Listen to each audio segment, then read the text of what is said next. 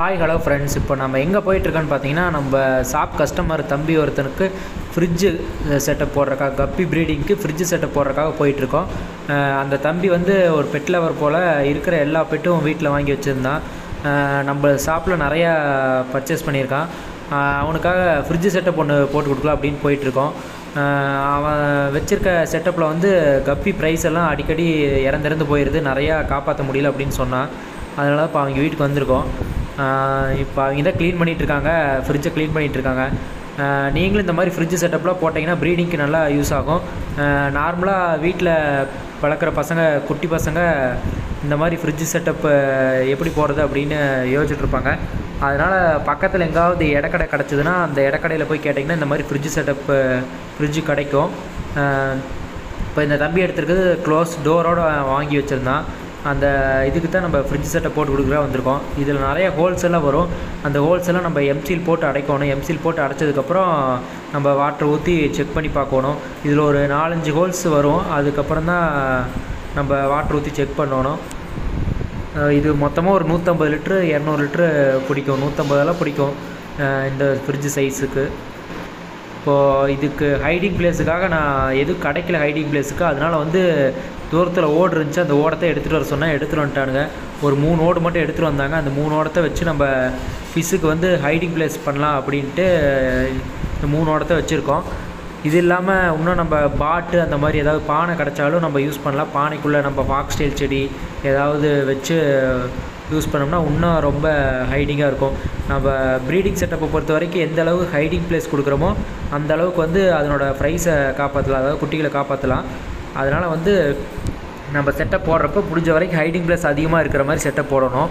இப்போ அதுக்கு தான் நம்ம ஓட வச்சு பார்த்துட்ருக்கோம். எந்த அளவுக்கு ஹைடிங் அதிகமாக இருக்கும், பெருசு உள்ளே போகாத மாதிரியும் இருக்கணும், சின்னது அதிகமாக போய் ஒளிஞ்சிக்கிற மாதிரி இருக்கணும் அப்படின்ட்டு தான் இந்த மாதிரி பண்ணியிருக்கோம்.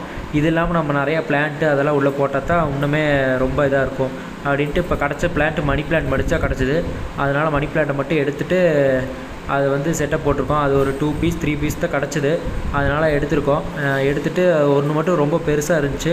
அதை மட்டும் இந்த பிளாக் சாயில்டு யூஸ் பண்ணிவிட்டு கொஞ்சம் வளர மாதிரி செட் பண்ணலாம் அப்படின்னு பிளாக் சாயில்டு யூஸ் பண்ணிவிட்டு அதனோட மணி பிளான்ட்டோட எப்போவுமே அதனோட தளவை வந்து எப்போவுமே மேலே இருக்கணும். தண்ணிக்கு மேலே இருந்தால் தான் அது நல்லா வளரும், சீக்கிரம் வளரும். அதனால் வந்து அதனோட தளவை மட்டும் நம்ம மேலே வர மாதிரி செட் பண்ணிடணும். ஃப்ரிட்ஜுக்கு மேலேயே ஸ்பாஞ்ச் இருந்தங்காட்டி அந்த ஸ்பாஞ்சிலே குத்தி விட்டு செட் பண்ணிடலாம் அப்படின்ட்டு அந்த ஸ்பாஞ்சிலே குத்தி விட்டு செட் பண்ணிகிட்டு இருந்தோம். உங்களுக்கு பாட் அண்டு ஃபாக்ஸ்டெயில் கிடச்சதுன்னா நீங்கள் அந்த செட்டப் போடலாம். அது இன்னுமே நல்ல ஹைடிங் பிளேஸ் கொடுக்கும், நல்ல ப்ரைஸ் எல்லாம் காப்பாற்றலாம். இப்போ தம்பி என்னென்ன ஃபிஷ் கலெக்ஷன்லாம் வச்சுருக்கான் அப்படின்னு பார்க்கலாம். கப்பியில் டோட்டலாக வந்து ஒரு 35 பீஸ் வச்சுருந்தான். நம்ம எடுத்து கொஞ்சம் நேரம் தான் போட்டு வச்சுருந்தோம். அதுக்குள்ளே வந்து கப்பி லிட்டராக இருந்துச்சு. ஒரு 3 பேபி கப்பி மட்டும் இருந்துச்சு உள்ள. தம்பிகிட்ட டோட்டலாக ஒரு 7-8 மேல் தான் இருந்துச்சு, மற்ற எல்லாமே ஃபீமேல் தான் இருந்துச்சு. இது எல்லாத்தையும் நம்ம இப்போ வந்து செட் பண்ண ஃப்ரிட்ஜ் பாக்ஸில் விடலாம். நம்ம ப்ரீடிங்க்கு விடும்போது ஒரு மேலுக்கு 2 அல்லது 3 ஃபீமேல் விடலாம்.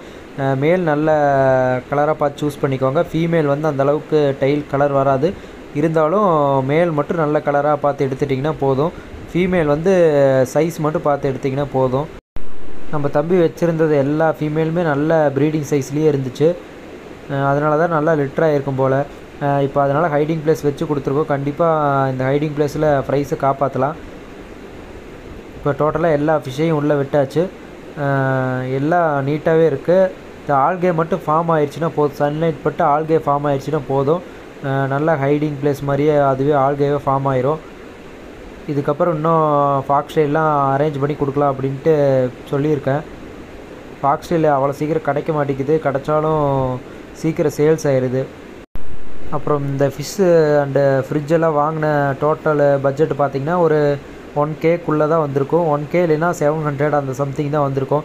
ஃப்ரிட்ஜு 300 தான். பட்டு ஃபிஷ்ஷஸ் வாங்குறப்ப இம்போர்ட்டை மேலில் எடுத்திருக்கான் தம்பி, அதனால் கொஞ்சம் அது மட்டும் ரேட்டு வந்துச்சு. மற்றபடி ஃபிஷ்ஷு டோட்டலாக ஒரு 300-400 அந்த ரேஞ்ச் இருக்கும்.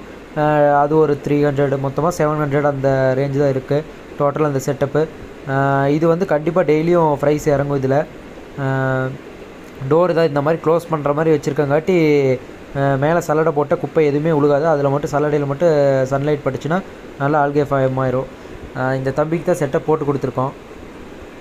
இந்த தம்பி பேர் வந்து தனுஷ், நம்ம ஊர் பையன்தான். இவனுக்கு தான் செட்டப் போட்டு கொடுத்துருக்கோம். அப்புறம் ஃப்ரைஸ் கலெக்ஷன்லாம் காட்டுனா ஒரு 20-30 குட்டி பக்கமாக வச்சுருந்தான். அதை எடுத்து தனியாக பிடிச்சி போட்டு க்ளீன் பண்ணிகிட்டே இருந்தான். அப்புறம் தான் சொன்னேன், இதெல்லாம் ஒரு சைஸ் வந்ததுக்கப்புறம் அதுக்குள்ளேயே விட்டுரு தம்பி, அது சாப்பிடாது, ஒரு சைஸ் மட்டும் பண்ணிவிட்டு ஒரு 1 மந்த்து அந்த மாதிரி வச்சுட்டு உள்ளே விட்டுரு அப்படின்னு சொன்னேன். டெய்லியும் கலெக்ட் பண்ணிகிட்டே தான் இருப்பான். டெய்லியும் ஒரு 3 பீஸ் 4 பீஸ் அந்த மாதிரி வரும். நீங்களும் இதை ஒரு சின்ன பிஸ்னஸாக கூட ட்ரை பண்ணலாம். கப்பியில் மௌலி ப்ரீடிங் தான், ஏன்னா இதுதான் அதிகமாக ப்ரீடிங் ஆகும்.